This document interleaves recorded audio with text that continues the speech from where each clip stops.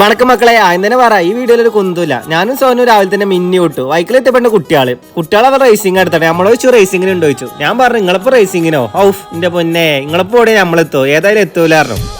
അവിടുത്തെ ഏതായാലും ഞങ്ങൾ നേരെ ഞങ്ങൾ മിന്നിയപ്പണ്ട് ബൈക്കുണ്ട് ഇഞ്ചൻ വണ്ടി. ഇതിന് റോഡ് റോളറല്ലേ പറയല്? ഏതായാലും നമുക്കതൊന്നും അറിയില്ല. അവിടുത്തെ ഏതായാലും നമ്മൾ ഓഫ് റോഡിലെത്തി. ഏതായാലും പെട്ടെന്ന് സ്ഥലത്ത് എത്തിക്കണേ. പിന്നെ കാട്ടിക്കൂട്ടുള്ള യാത്രയാണ്. സോനുവിനാകെ പേടിയേക്കണേ. എനിക്ക് ധൈര്യം ഉണ്ടാവണേറ്റ് കുഴപ്പമില്ല. ധൈര്യമുള്ളവർക്ക് ധൈര്യം ഉണ്ടാവും, പേടിയുള്ളവർക്ക് എപ്പോഴും പേടിയില്ലേക്കാരം. എന്റെ ധൈര്യത്തിന്റെ പോക്കാണ് അത് കാണുന്നത്. ഓരോ ചോടക്കുമ്പോഴും പേടിയാണ്. ചുറ്റും മലമ്പാമ്പിന്റെ ഏരിയയാണ്. എപ്പോഴും മലമ്പാമ്പിനെ പൊടിച്ചിരുന്ന സ്ഥലമാണ്. ഫുള്ള് കാട്ടിക്കൂടുള്ള യാത്രയാണ്.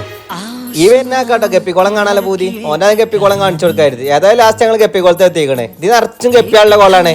ആയിട്ടായിട്ട് ഇത് ഗപ്പിക്കുളന്റെ പേരെന്ന്. അല്ല ഗപ്പിയല്ലാത്ത കോളത്തിന് ഗപ്പിക്കുളം അല്ലാത്ത പേര് വരില്ലല്ലോ. ഏതായാലും ഞാനവിടെ കുറച്ചു നേരം നൊസ്റ്റ് അടിച്ചിരുന്നു. പണ്ടത്തെ നമ്മള് മെയിൻ വരുമാനം ഇതായിരുന്നു കേട്ടോ.